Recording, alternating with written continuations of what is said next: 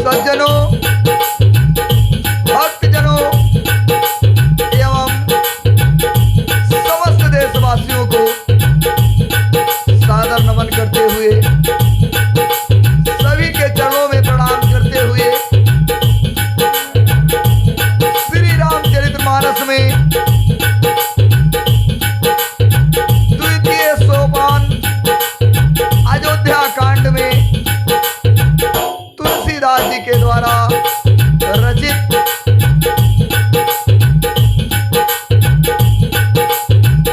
श्लोक एवं कुछ चौपाइयां आप सभी तक पहुंचा रहा हूं। किसी भी प्रकार की त्रुटि होगी उसके लिए मैं क्षमा प्रार्थी हूं।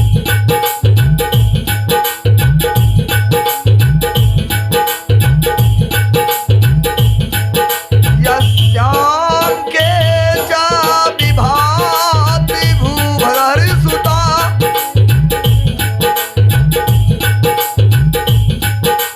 यस्याम के चा विभाति भूधर सुता,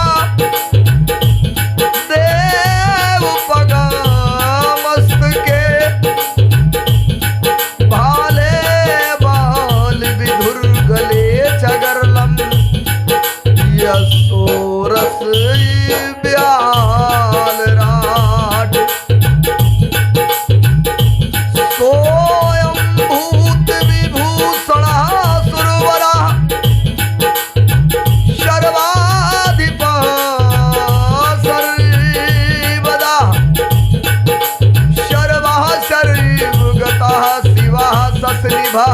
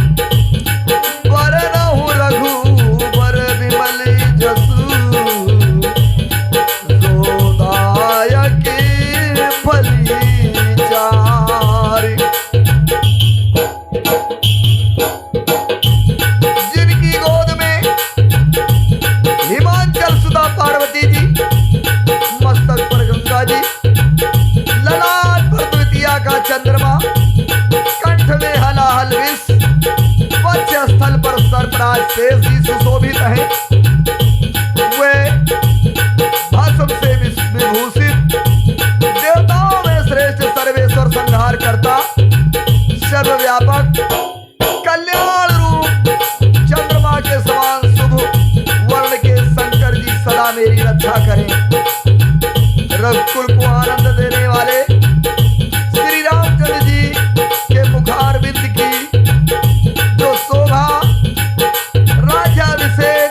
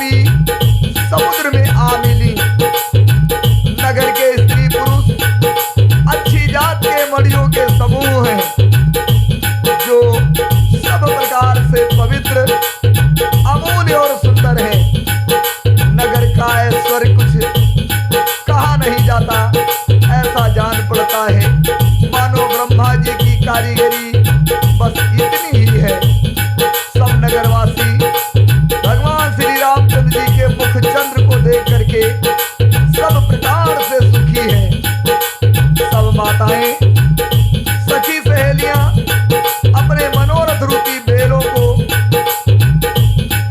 फली हुई देख करके आनंदित हैं। श्री रामचंद्र जी के रूप, गुणशील और स्वभाव को देखकर सुनकर राजा दशरथ जी बहुत ही प्रसन्न हैं। कि सबके उर अभिलाष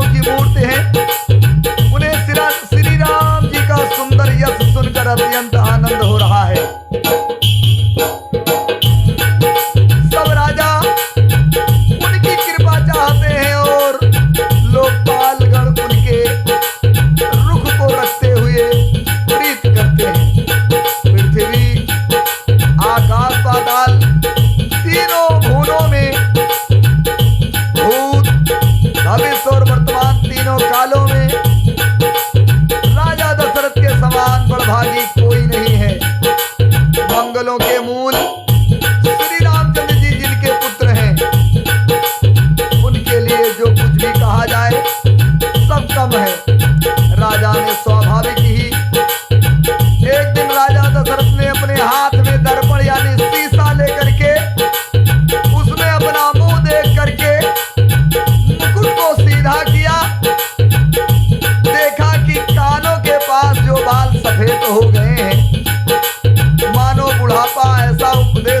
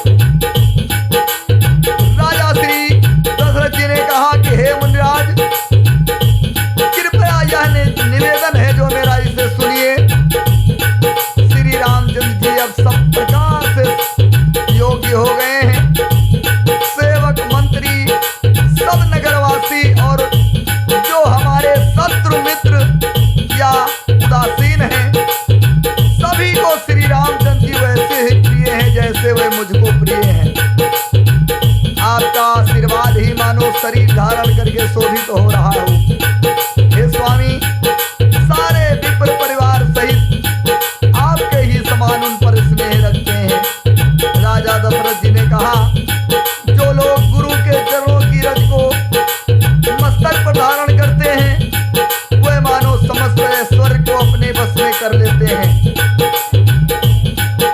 इसका अनुभव मेरे समान दूसरे किसी ने नहीं किया।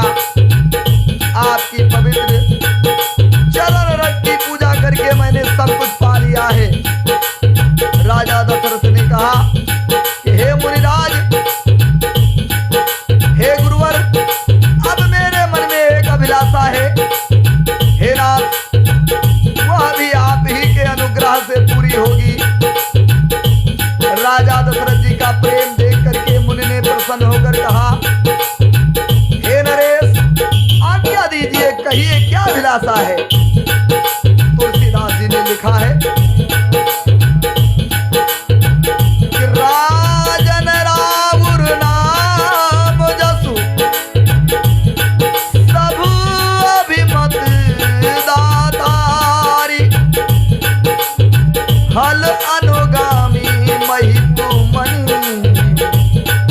मन अभिलाष तुम्हारे। मुनिवर श्री वशिष्ठ जी ने कहा कि हे राजन, आपका नाम और यश ही संपूर्ण मनचाही वस्तुओं को देने वाला है। हे राजाओं के मुकुटमणि, आपके मन की अभिलाषा हल्का अनुगमन करती है। आपके इच्छा करने से पहले ही फल उत्पन्न हो जाता है। तुलसीदास जी ने चौपाई के माध्यम से दर्शाया है।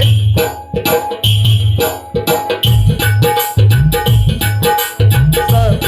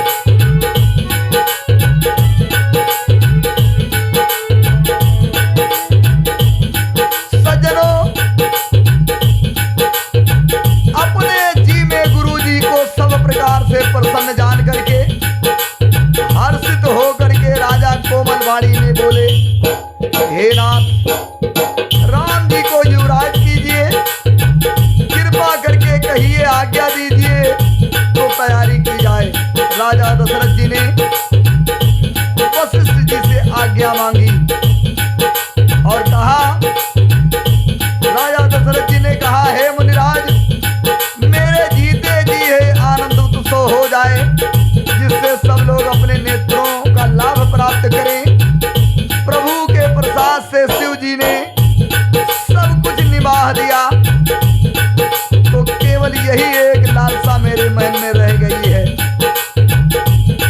इस लालसा के पूर्ण हो जाने पर फिर सोच नहीं है, शरीर रहे या चला जाए। दशरथ जी ने इस प्रकार वशिष्ठ जी से कहा, जिससे मुझे पीछे पछतावा न हो। दशरथ जी के मंगल और आनंद के मूल सुंदर वचन सुन करके मुनि वशिष्ठ जी मन में बहुत प्रसन्न हुए और वशिष्ठ जी ने कहा कि हे राजन, जिनसे विमुख होकर लोग पछताते हैं, जिनके भजन बिना जी की जलन नहीं जाती, वही स्वामी श्री राम जी आपके पुत्र हुए हैं, जो पवित्र प्रेम के अनुगामी हैं।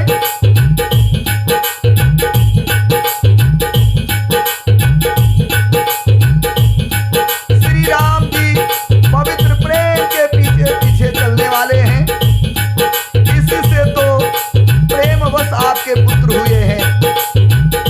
तुलसीदास जी ने पुनः दोहे के माध्यम से दर्शाया है कि बेगी विलंबो न करिय निर्भु, साजिय सबुई समाज,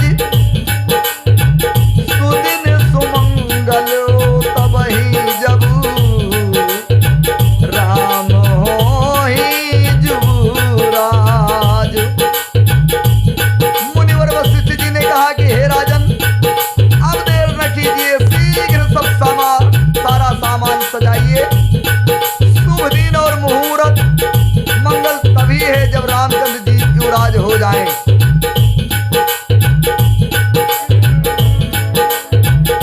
तुलसीदास जी ने चौपाई के माध्यम से वर्णन किया है, सुनिएगा भक्तों।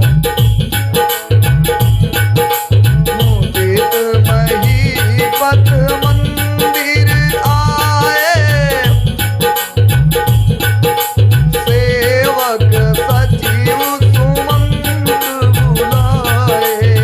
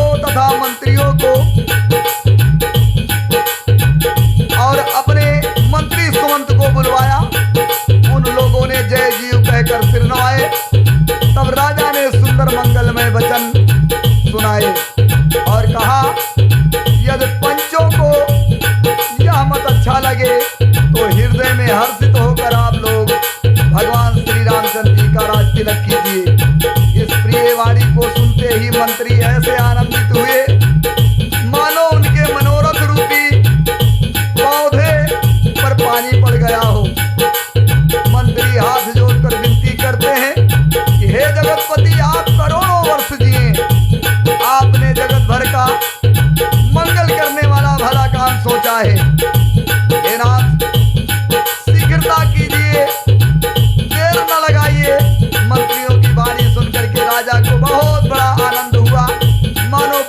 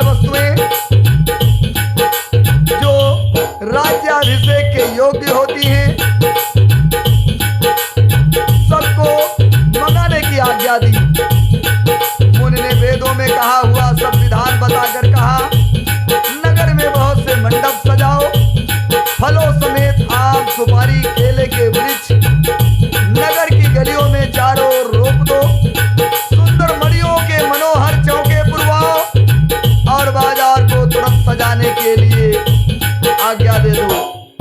श्री गणेश गुरु कुल देवता की पूजा करो और भूदेव विप्रों का सब प्रकार से सेवा करो। कि ध्वज पताक तोरण कलश सजाहु तुरग रथनाग और श्रीधर मुनिवर वचन सब और निज निज काज ही लाग। ध्वजा पताका तोरण कलश घोड़े रथ और हाथी सबको सजाओ। मुनि श्रेष्ठ वशिष्ठ जी के वचनों को सुन करके सब लोग अपने अपने काम में लग गए। तुलसीदास जी ने पुनः चौपाई के माध्यम से वर्णन किया है। जो मुनीस जेहि आय सुदीन्हा,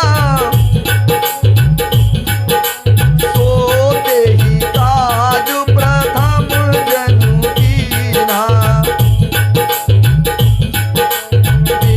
प्रसाद सुर पूजत राजा, करत राम हित मंगल काजा।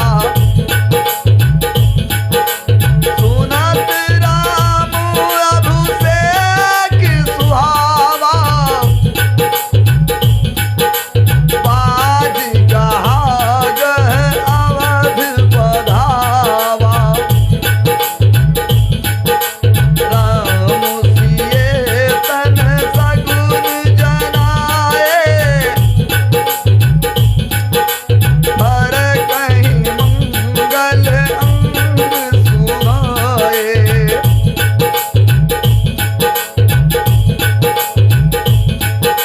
पुलकित प्रेम परस परि काहि, भरत आगमन सूचक आहि। भये बहुत दिन अति अवसेरी, सगुन प्रतीत भेंट प्रिय केरी। भरत सरिस प्रिय को जग माही, भरत सरिस प्रिय को जग माही। यही सगुन फल दूसर नहीं, राम ही बंधु सोच दिनो राती। अंडई कमठ हृदय देहि भांति।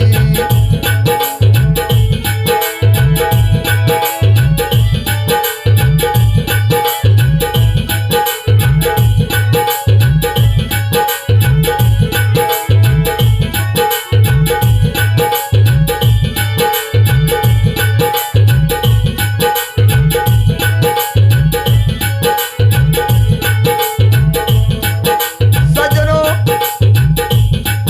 मुनीश्वरों ने जिसको जिस काम के लिए लगा दिया, आज्ञा दी, वो उस काम में उतनी शीघ्रता को किया मानो पहले से ही करके रखा था। राजा विप्र साधु और देवताओं की पूजा कर रहे हैं, रामचंद्र जी के लिए सब मंगल कार्य कर रहे हैं। राम जी के राज्याभिषेक की सुहावनी खबरें सुनते ही अवध भर में बड़ी धूमधाम से बधावे बजने लगे। रामचंद्र जी और सीता जी के शरीर में भी शुभ सगुन जिसको कहते हैं सूचित हुए। उनके सुंदर मंगल अंग फड़कने लगे।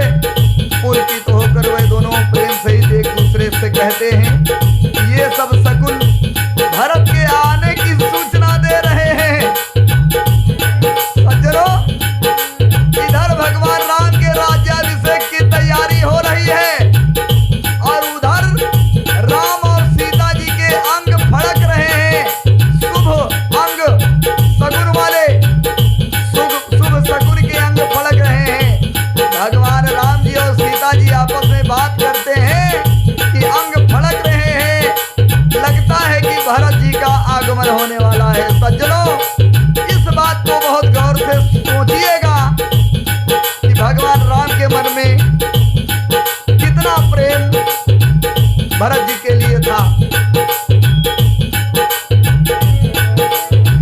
और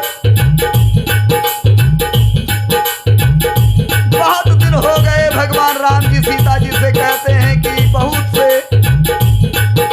अवसर आ रही है, बार बार उनसे मिलने की मन में आती है। सगुनों से प्रिय के मिलने का विश्वास होता है। भगवान श्री रामचंद्र जी और सीता जी आपस में बातचीत करते हैं। और भरत के समान जगत में हमें कौन प्यारा है?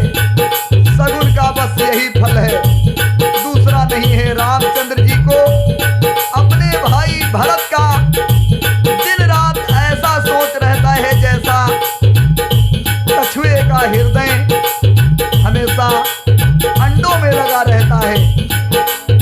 सज्जनों, तुलसीदास जी ने बहुत ही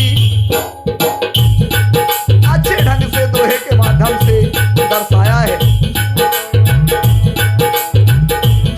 यही अवसर मंगल परम सुन रहस्य और अनिमास, शोभत लघु विध बढ़त जनु,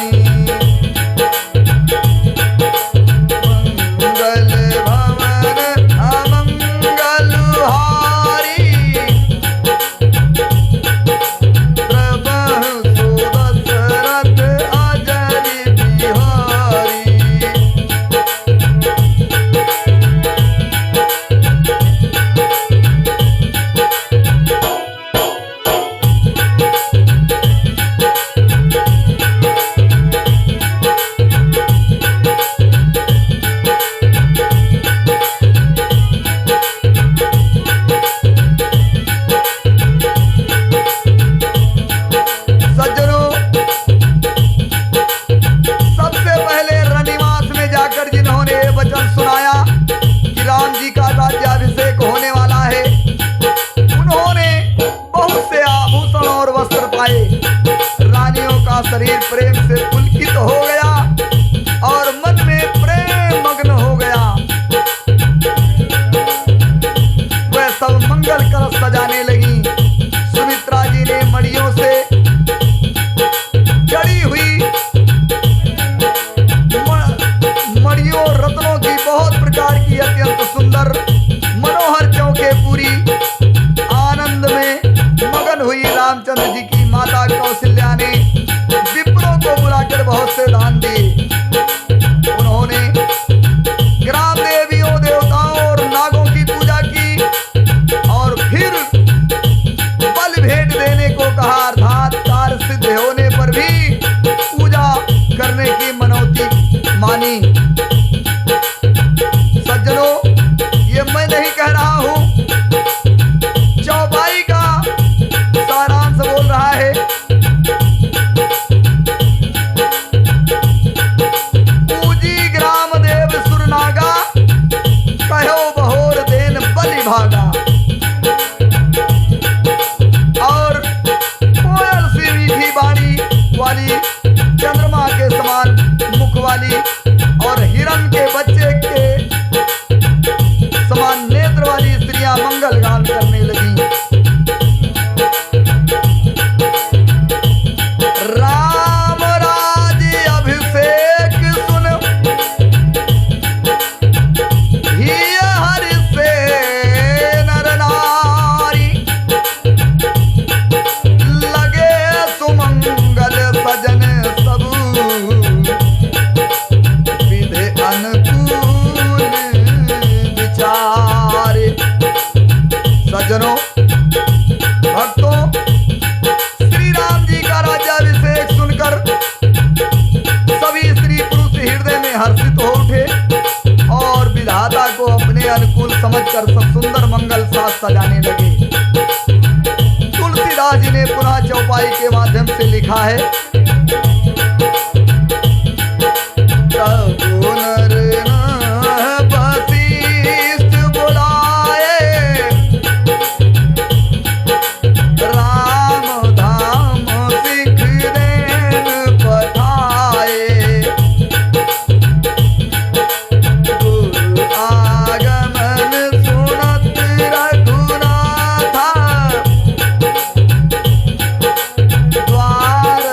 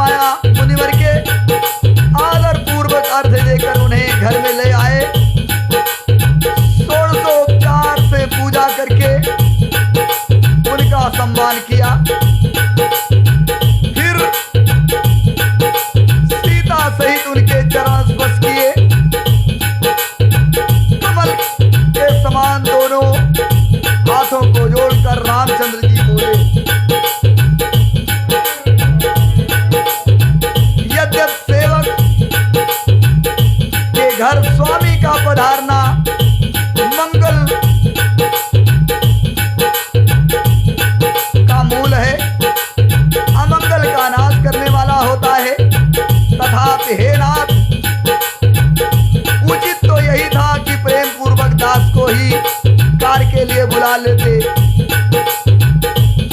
ऐसी ही नीति है, परंतु प्रभु ने प्रभुता छोड़कर जो स्नेह किया, जिससे आज यह घर पवित्र हो गया। हे गोसाई, जो आज्ञा हो वही मैं करूं। स्वामी को सेवक की सेवा क्या ही लाभ होता है। भगवान श्री रामचंद्र जी ने इस प्रकार वाणी कहा। तो सुनी स्नेह साने वचन, मुनि रघुबर ही प्रशंस। राम कस न तुम कहू, अस हंस बंस औतंस। श्री रामचंद्र जी के प्रेम में सने हुए वचनों को सुनकर मुनि वशिष्ठ जी ने रघुनाथ जी की प्रशंसा की और कहा कि हे राम, आप ऐसा क्यों ना करें, क्यों ना कहें, आप सूर्य वंश के भूषण हैं। तुलसीदास जी ने पुनः चौपाई के माध्यम से दर्शाया है।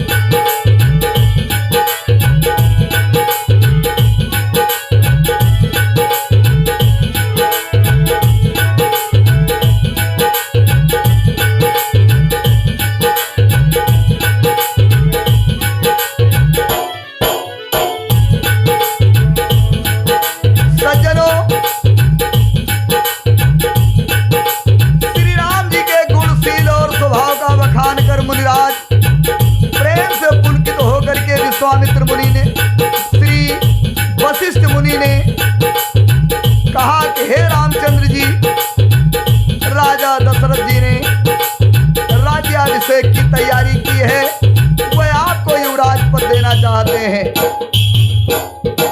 गुरु वशिष्ठ जी ने श्री रामचंद्र जी से कहा, हे राम जी, आज आप उपवास, हवन आदि विधि पूर्वक सब संयम कीजिए, जिससे विधाता कुशल पूर्वक इस काम को निभा दे, सफल कर दे। गुरु जी शिक्षा दे करके राजा दशरथ के पास चले गए। रामचंद्र जी के हृदय में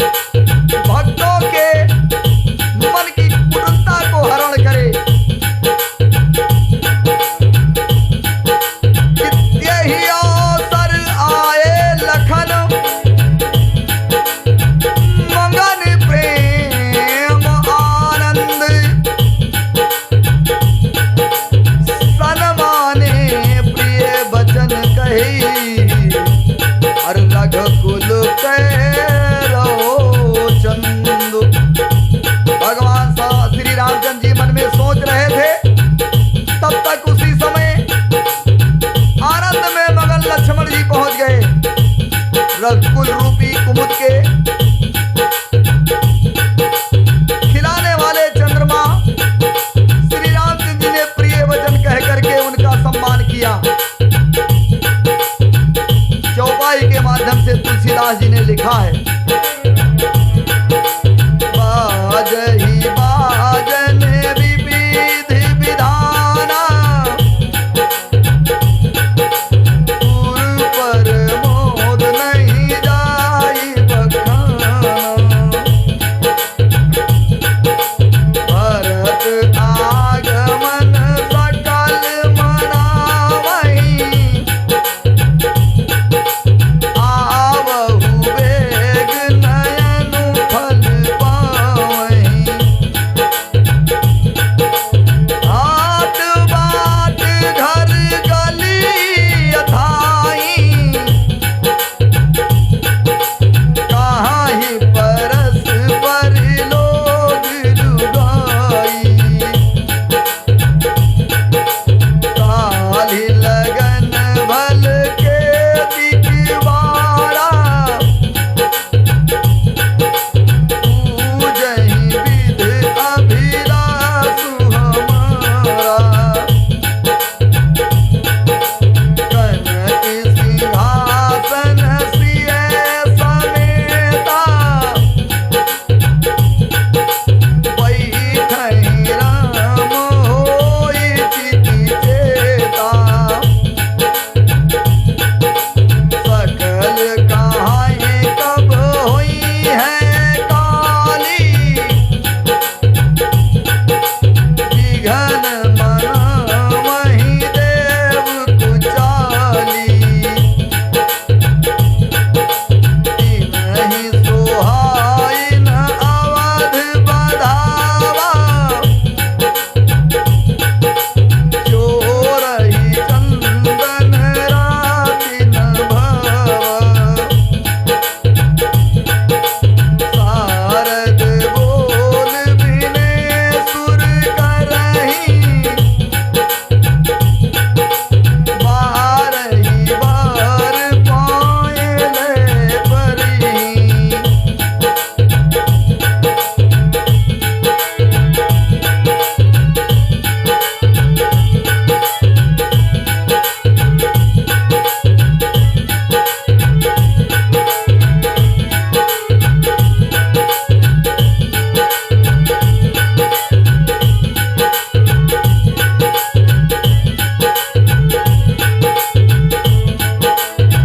सज्जनों,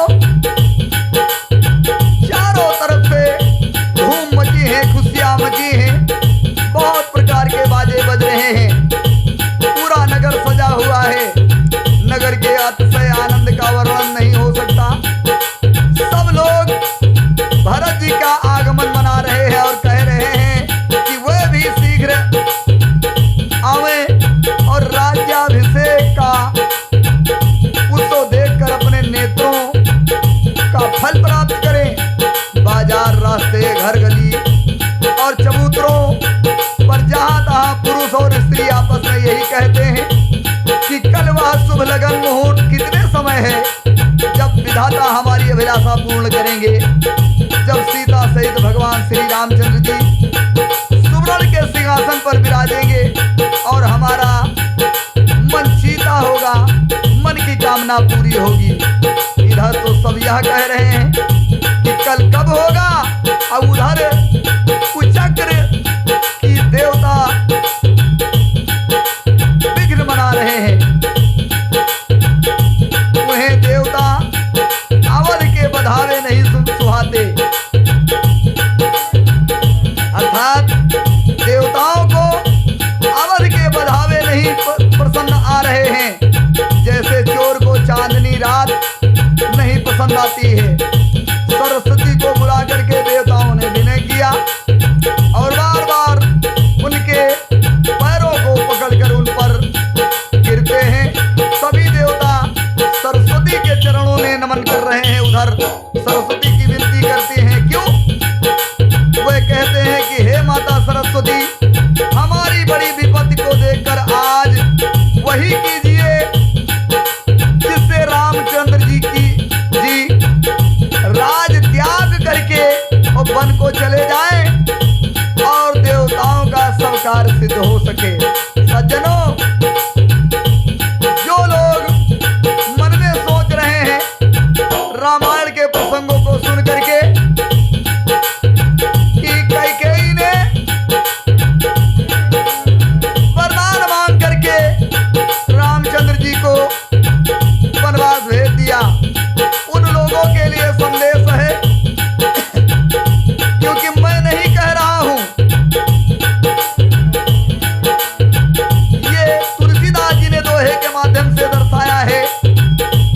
सरस्वती माता की विनय कर रहे हैं देवता और